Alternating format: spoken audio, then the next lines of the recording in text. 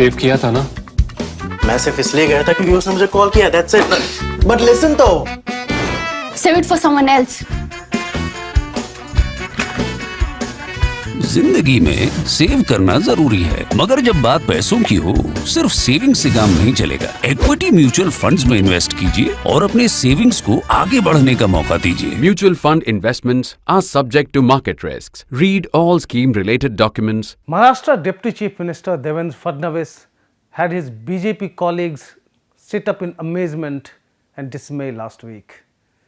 During an interaction with the Lok Satta editorial team, he was asked why he was initially reluctant to join the Eknath Shinde-led government.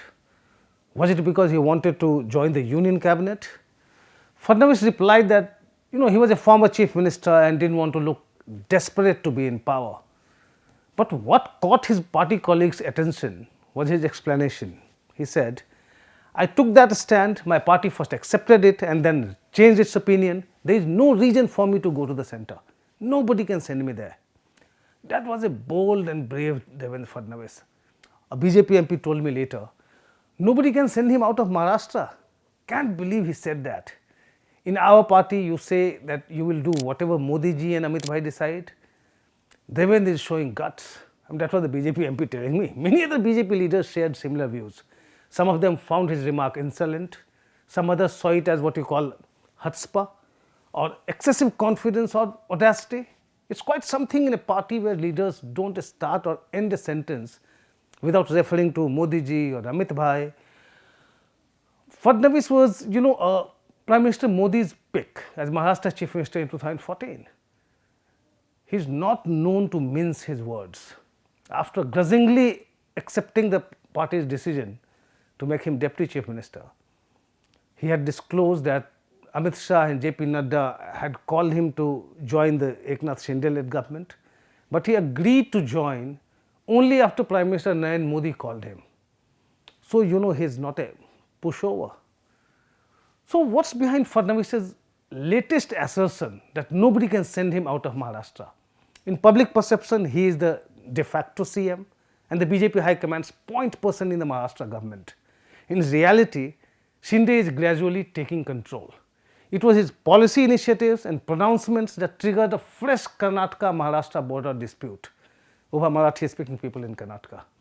You remember, it was Shinde who had first announced pension for kins of who he called martyrs in the border Rao and extended some schemes to people living in border areas. He had also reconstituted a high-powered committee to resolve the matter. It was only after that that the Basavaraj Bombay government reacted. Fadnavis had to play along, even though it might hurt the BJP's prospects in Karnataka elections. But Shinde couldn't care less. Inclusion of Karnataka's Marathi-speaking areas in Maharashtra was an issue that first catapulted Bal Thackeray as the mover and shaker of Mumbai. If you recall, in December 1968, Thackeray had declared that no leader from New Delhi would be allowed in Mumbai if the Marathi-speaking areas were not ceded to Maharashtra. He had given a deadline by 26th of January 1969. When then Deputy Prime Minister Morarji Desai landed in Mumbai in February 1969, Shiv Sainiks created mayhem in the city. They went on the rampage. Thackeray was arrested, but the Congress government at the time had to capitulate and buy peace with him. 17 years later, in 1986, Shinde was arrested over the same issue in Belgaum, and he has spent 40 days in Bellary jail. Today, when he is locked in a battle with Uddhav for Bal Thackeray's legacy, Shinde must make the right noises over those Marathi-speaking areas in Karnataka. Shinde is acting like the de facto and de jure chief minister. Fadnavis can't do much except extend support in running the government. Shinde's stocks in Delhi and Nagpur are growing rapidly. Bala Saheb Anshi, a Shiv Sena parliamentarian, told me that Modi and Amit Shah now call Shinde directly to discuss the state of affairs.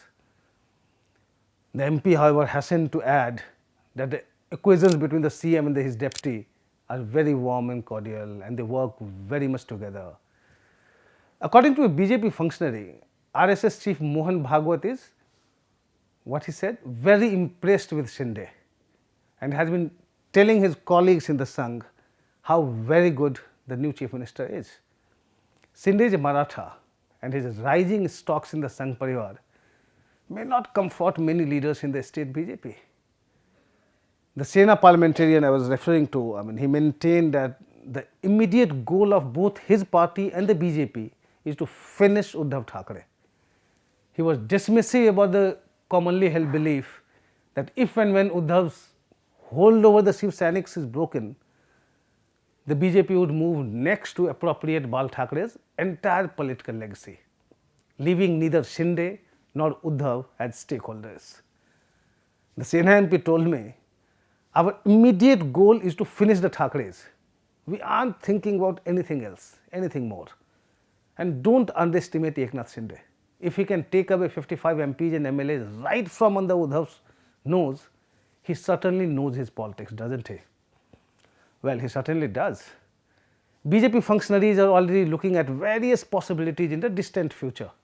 What if Shinde, a Maratha, becomes the BJP's face one day? A long shot, obviously, but food for thought nonetheless. Just enough to keep ambitious BJP leaders on the edge. Wild speculations and conjectures aside, the Fadnavis of 2022 doesn't look the same as the one we saw from 2014 to 2019. He used to be a voice of progress, reason and modernity. Fadnavis as the Chief Minister wouldn't care if there were raised eyebrows in the Sangh about his wife Amruta walking the ramp at New York Fashion Week. Though an RSS activist since his student days, he wouldn't go into polarizing debates. Today, Fadnavis is making headlines defending the formation of a committee to track interfaith marriages and talking about the so-called love jihad. When a BJP CM or deputy CM in this case starts shedding his moderate image to project himself as a Hindutva hardliner, you know from experience what is happening. It's invariably about ambitions or insecurities. So, if it's the first in the case of Yogi Adityanath and Himanta Biswa Sarma, the second category includes CMs like Shivraj Singh Chauhan and Basavaraj Bommai, whose insecurities are increasing by the day. Nonetheless, it may be premature to put Fadnavis in either of the boxes as yet. In November 2021, the BJP High Command gave fodder to conspiracy theories by promoting Vinod Taure as National General Secretary and nominating Chandrasekhar Bawankule to the Legislative Council. Both Taure and Bawankule had been denied party tickets in the 2019 Assembly election in what was then the Fadnavis era in Maharashtra. 6 months later, and a reluctant Fadnavis was forced to accept the post of Deputy Chief Minister and play second fiddle to Shinde. Weeks later, Bawankule was promoted as Maharashtra BJP chief, and he has everyone scratching his head in bewilderment with his often repeated wish to see Fadnavis back as the Chief Minister. Notwithstanding the BJP chief's intent, he doesn't seem to be helping Fadnavis's cause in today's context. A fortnight ago, Prime Minister Narendra Modi inaugurated the first leg of the 700-kilometer long Mumbai-Nagpur Expressway. A week before that, Shinde tweeted a video of Fadnavis behind the wheel in his car with the CM in the passenger seat. In the Maharashtra political circles, it was seen as a clear message. Eknath Shinde, and what was the message? Message was that, Fadnavis is the one who is behind the wheel. He is driving everything. But Eknath Shinde, who was an auto rickshaw driver, would know that the man behind the wheel doesn't necessarily decide the destination. You know what I mean. That's all from me in this episode of Politically Correct. But before I wind up, I would like to make an appeal to you. For those who haven't already, I request you to take the Print's YouTube membership, which costs only 159 rupees per month. Click on the join button to enjoy exclusive member benefits, including loyalty badges, priority responses and member-only videos. We are now also extending newsletters to our YouTube members For this, I request all YouTube members to write to us with their full name and email address at members@theprint.in, and we will get back.